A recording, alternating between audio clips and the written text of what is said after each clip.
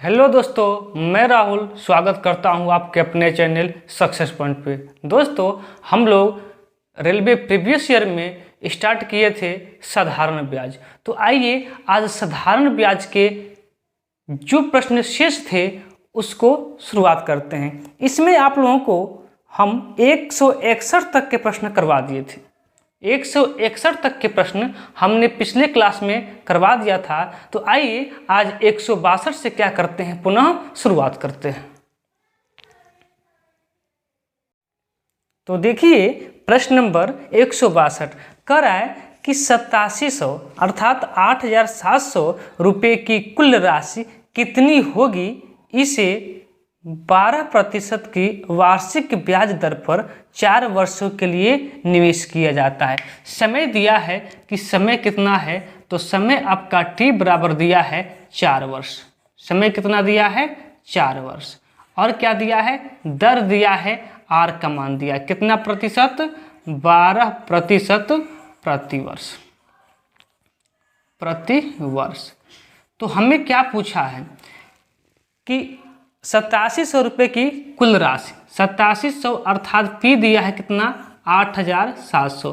करा कि यदि 8700 है तो कुल राशि क्या होगी, जबकि इसे 4 वर्ष के लिए 12% प्रति वर्ष के लिए ब्याज हम देते हैं। तो ध्यान दीजिएगा, यदि एक वर्ष में, ध्यान से सुनिए, एक वर्ष में 12% प्रति वर्ष की दर से ब्याज देते हैं, अर्थात एक वर्ष में 12% का ब्याज देते हैं, तो 4 वर्ष में कितने का? एक वर्ष में 12%। ये तो लिखने की बात नहीं है, डायरेक्ट कर लेते हैं। देखिए, एक वर्ष में 12%, तो 4 वर्ष में कितना? 12 गुणे 4%, यानी कि 48%। और प्रतिशत जब हटेगा तो नीचे 100 लगेगा। बात क्लियर? इससे थोड़ा सा प्रश्न आसान हो जाता है। आप 48 भी कर सकते हैं, पर फिर भी तो काटना ही पड़ेगा, तो क्यों ना हम अलग अलग करके काट ले। देखिए 4 से काटें कितने बार में? 25 बार में। तो क्या मिला यहाँ से आपको? 12/25। देखिए, यदि 25 रुपया मूलधन होता तो 12 रुपया हमें क्या मिलता? ब्याज मिलता। यदि 25 रुपया मूलधन होता तो हमें 12 रुपया क्या मिलता? ब्याज मिलता। लेकिन किताब में करा है कि मूलधन कितना है? 8700। मेरे अनुसार मूलधन कितना है? 25, लेकिन बुक के अनुसार कितना है? 87। तो आइए यहाँ देख लेते हैं। मेरे अनुसार मूलधन 25 है, लेकिन बुक के अनुसार मूलधन कितना है? 8700 है। अब ध्यान दीजिएगा, एक की वैल्यू क्या हो जाएगा? 8700 बटा में क्या? 25।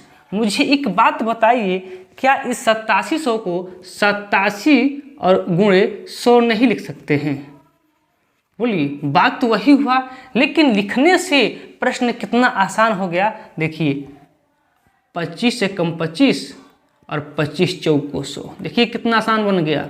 अब मल्टीप्लाई कर दीजिए 87 से 4 में, तो 4 सत्ते 28 के 8 कैरी 2 और 4 बट्ठे 32। 32 और 2 कितना होता है? 32 और 2 34।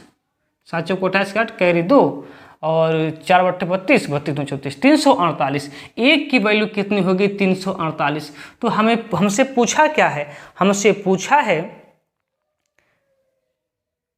कि निवेश किया जाता है तो रुपए क्या होगा, यानी कि कुल राशि कितनी होगी? कुल राशि कितनी होगी? ध्यान दीजिए, यानी कि जब हम 8700 को 4 वर्ष के लिए 12% प्रति वर्ष के लिए ब्याज देते हैं, तो हमें कितना पैसा वापस मिलेगा? तो देखिए, हमने कितना पैसा ब्याज दिया? अपने अनुसार 25 रुपया। हम 25 रुपया ब्याज दिए हैं, 25 रुपया मूलधन दिए हैं अपना, तो हमें 12 रुपया का ब्याज मिला है। अर्थात जब कोई व्यक्ति हमें पैसा वापस करेगा तो जो मेरा 25 रुपया था मूलधन, वो तो देगा ही देगा। जो मेरा 25 रुपया मूलधन था वो देगा ही देगा, साथ साथ क्या करेगा? 12 रुपया ब्याज भी देगा। अर्थात हमें टोटल कितना देगा वो? 12 और 25 37 रुपया। यही क्या होगा? यही तो हमें टोटल कितना रुपया मिलेगा? 37 रुपया। तो वही 37% का वैल्यू निकाल दीजिए। 1% का कितना? 348। तो फिर 37% का कितना? तो 37 और गुणे में कितना? 348। मल्टीप्लाई कर लीजिए। आइए यहाँ मल्टीप्लाई कर लेते हैं। 348 इंटू कितना? 37। तो 8 7 56 के 6 कैरी 5 और 7 चौको 28, 28 और 5 33, 33 के 3 कैरी 3 और 7 त्रिक 21, 21 और 3 कितना? 24 और फिर 8 त्रिक 24 के 4 कैरी कितना? 2, 4 3 12 और 12 2 14 के 4 कैरी 1, 3 त्रिक 9, 9 1 कैरी कितना? 10। इसको जोड़िए कितना होगा? 6 4 3 7 4 4 8 और यहाँ पे 2, यहाँ पे 12 887 अर्थात 37% की वैल्यू कितना हो गया? 12 876। 12 876 यानी कि 12,876 यही आपका सही आंसर हो जाएगा। 12,876 अर्थात ऑप्शन नंबर ए क्या हो जाएगा? एकदम सही आंसर हो जाएगा। चलिए यहाँ तक की बातें क्लियर हैं। तो आइए फिर अगले प्रश्न पे। अगला प्रश्न 163 करें कि विनीत ने 4,800 रुपये का निवेश किया अर्थात इसका मूलधन दिया है। क्या दिया है? मूलधन। इसका पी दिया है कितना? 4,860। विनीत ने क्या किया था? 4,860 रुपया क्या किया? निवेश किया और 2 साल बाद, समय दिया है टाइम 2 साल बाद, क्या मिला है उसे? 5,832 रुपये की राशि प्राप्त हुई अर्थात प्राप्त हुआ तो वो ए हो गया। मिश्रधन अमाउंट कितना है? तो 5,832, 5,832 है। कितना साल के लिए दिया? टाइम दिया है 2 वर्ष के लिए। 2 वर्ष या 2 साल बातें की है। तो क्या पूछा है? 2 साल बाद 5,832 रुपये की राशि प्राप्त की। यदि उसने साधारण ब्याज में निवेश किया तो ब्याज की दर ज्ञात कीजिए। देखिए, इस प्रश्न पे चलने से पहले आप मुझे कुछ बातें बताइए। देखिए, आप किसी को 100 रुपया दिए क्या?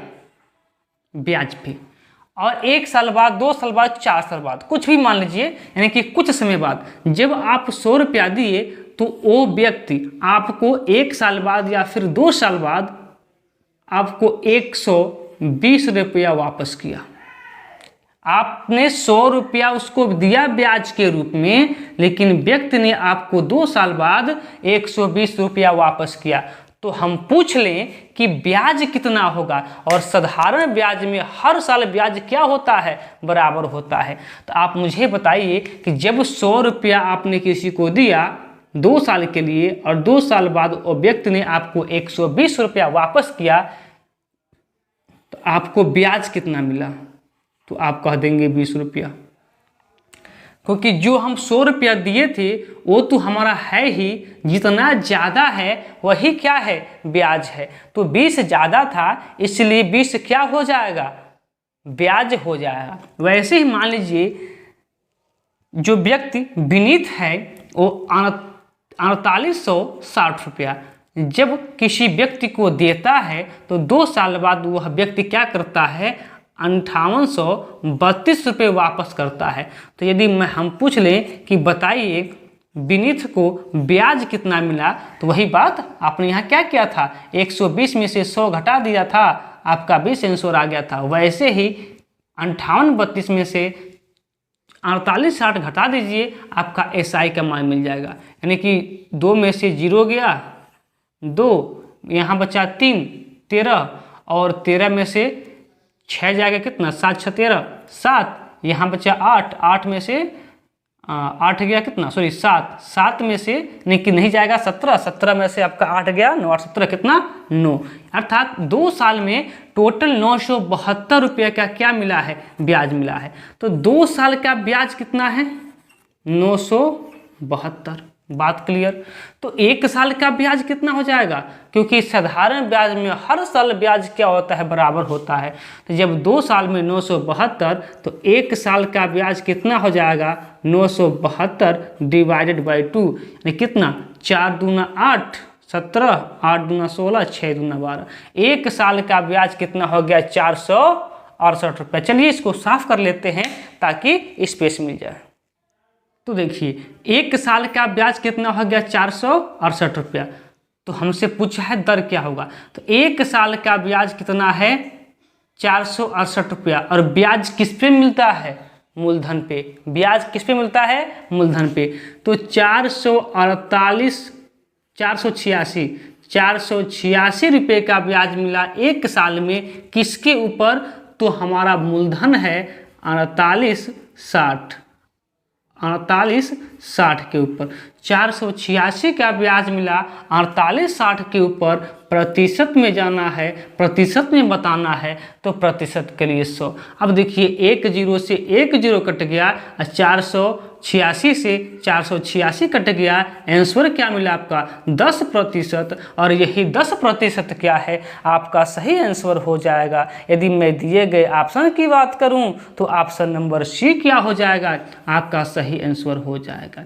कोई डाउट नहीं होना चाहिए, एकदम सरल भाषा में हमने इसको बताया। अगर यहाँ तक की बात क्लियर है तो चलिए अपने अगले प्रश्न नंबर 164 पे।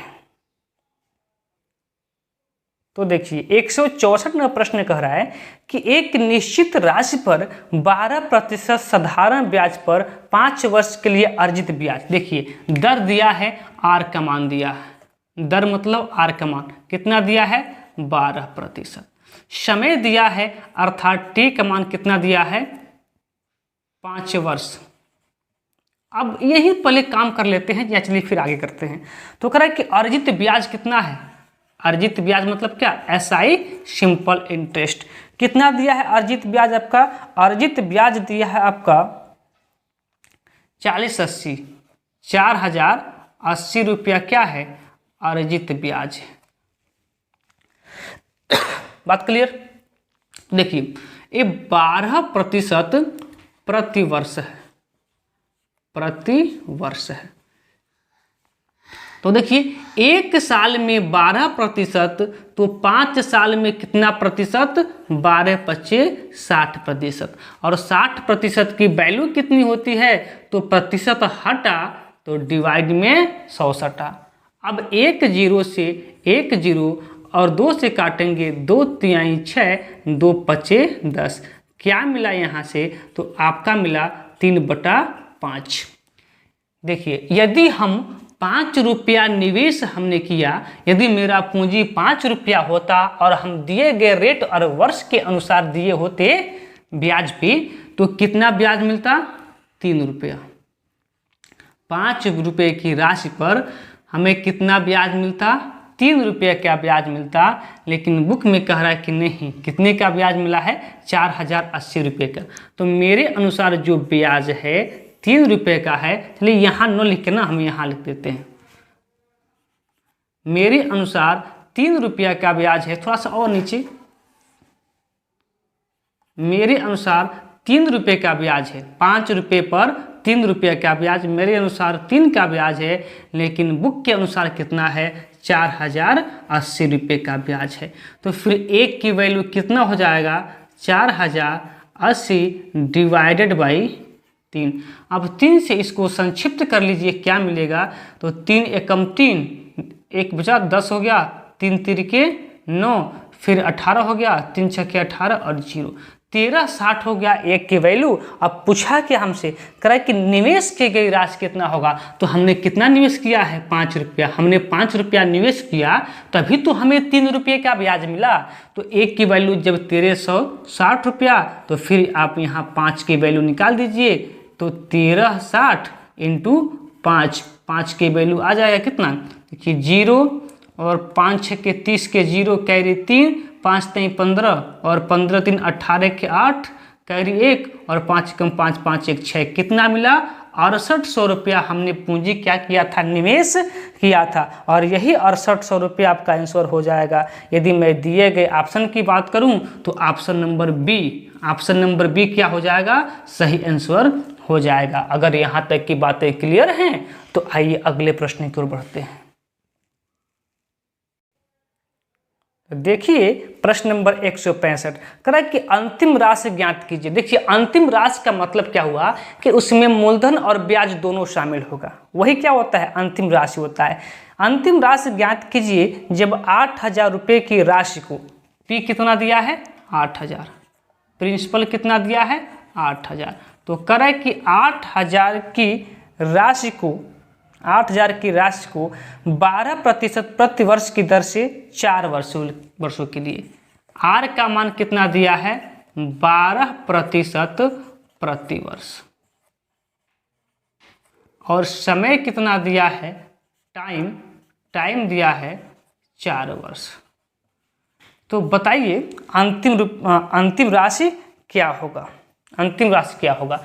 तो देखिए जब एक वर्ष में 12% का ब्याज, तो 4 वर्ष में 12 चौको 48% का ब्याज। अब 12 चौको 48 लिखिए या फिर 12 × 4% लिखिए, बात क्या है वही है। जब प्रतिशत हटा तो 100 सटा, तो 4 एकम 4 और 25 चौको 100, क्या मिला हमको 12/25।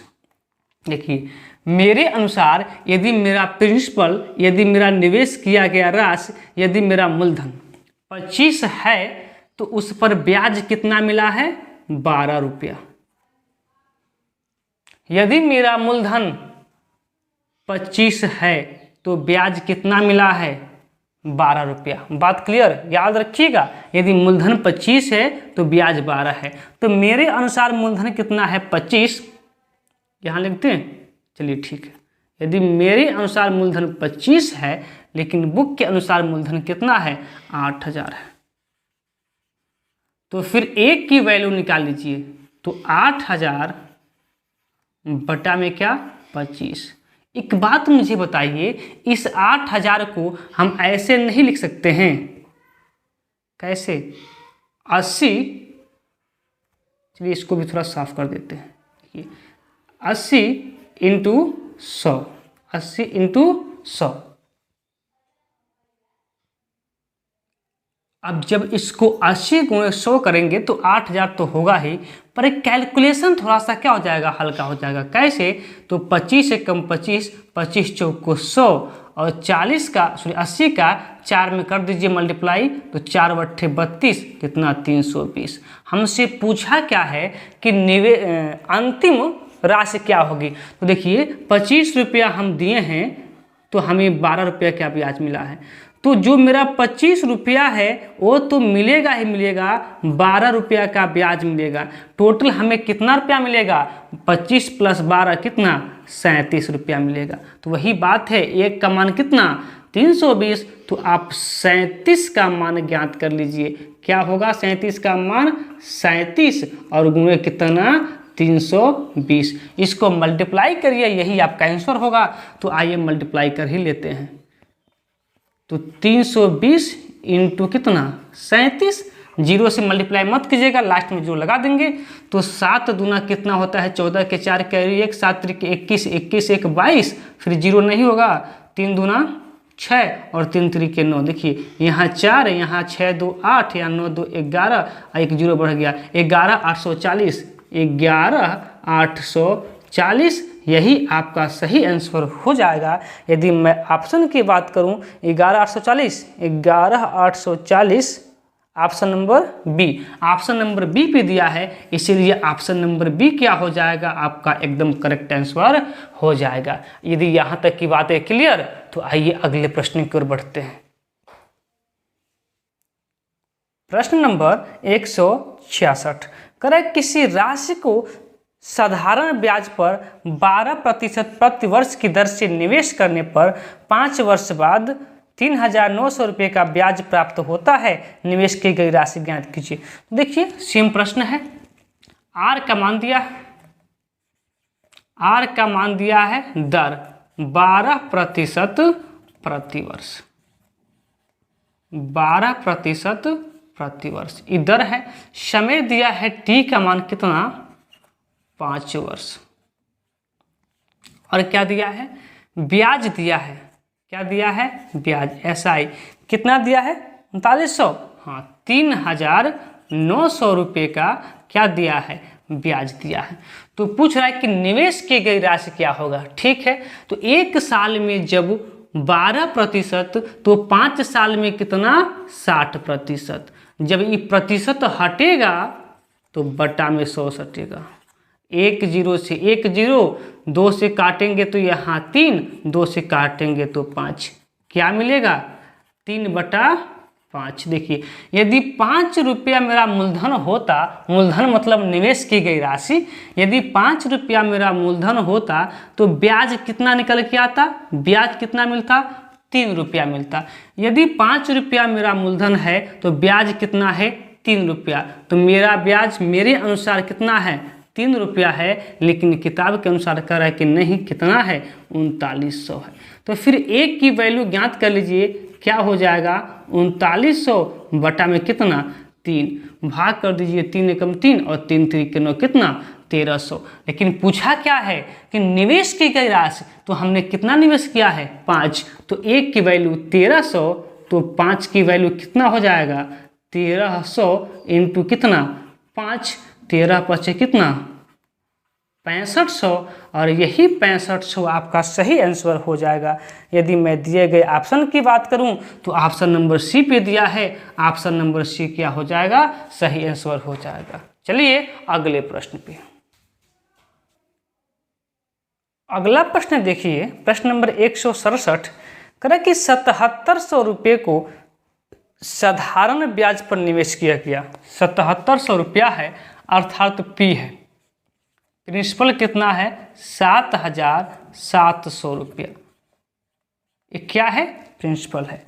आगे करा निवेश किया गया तो 4 वर्ष बाद 12% प्रति वर्ष की दर से प्राप्त होने वाली राशि ज्ञात कीजिए। प्राप्त होने वाली राशि ज्ञात कीजिए।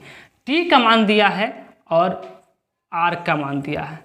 आर का मान दिया है 12% प्रति वर्ष,